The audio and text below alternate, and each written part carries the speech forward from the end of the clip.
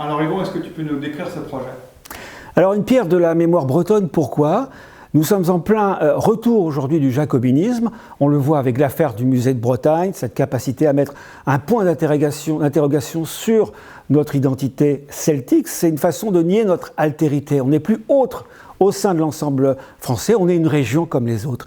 Donc c'est assez terrifiant. Il y a des historiens qui soutiennent cette idéologie-là, jacobine, parce que voilà, ils peuplent nos universités et ils ne connaissent rien à la Bretagne, où ils ont leur idéologie qui va dans ce sens-là. Donc nous, à Coumbraise, eh bien, on veut dire ce que c'est que le jacobinisme.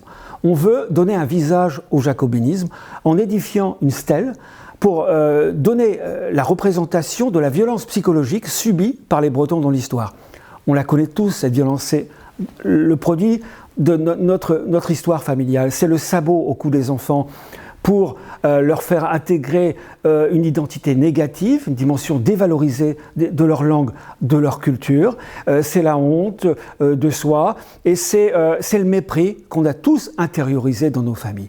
Donc nous, on veut le dire, de manière très forte, parce que c'est quelque chose de transgénérationnel. Pourquoi est-ce qu'aujourd'hui on ne connaît pas la résilience politique en Bretagne? Je suis persuadé que c'est en grande partie lié à ça. Nous avons connu une résilience culturelle, mais pas politique. Or, si vous connaissez une résilience culturelle sans la résilience politique, votre culture, elle disparaît, elle se folklorise. Et c'est ce que nous avons aujourd'hui. Il suffit d'ouvrir un petit peu les yeux. Notre langue est en nos langues sont en grande souffrance.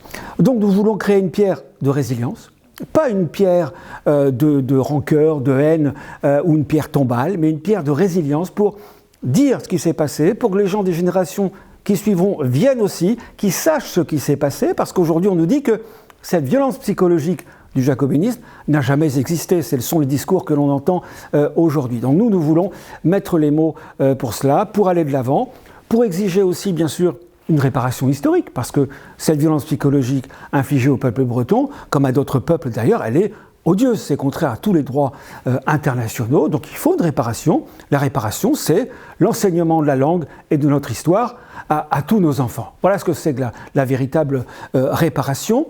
Et je sais qu'un jour ou l'autre, un chef d'État français, viendra sur ce lieu-là, où se situera la pierre de la mémoire bretonne, pour faire un discours, et faire amende honorable, et dire qu'effectivement, le peuple breton existe, les politiques qui ont été infligées aux Bretons sont odieuses, le peuple japonais, le Parlement du Japon, l'a reconnu vis-à-vis des Aïnous, où on a appliqué la même politique avec le symbole également autour du cou, un symbole infamant pour intégrer la honte et le mépris de soi.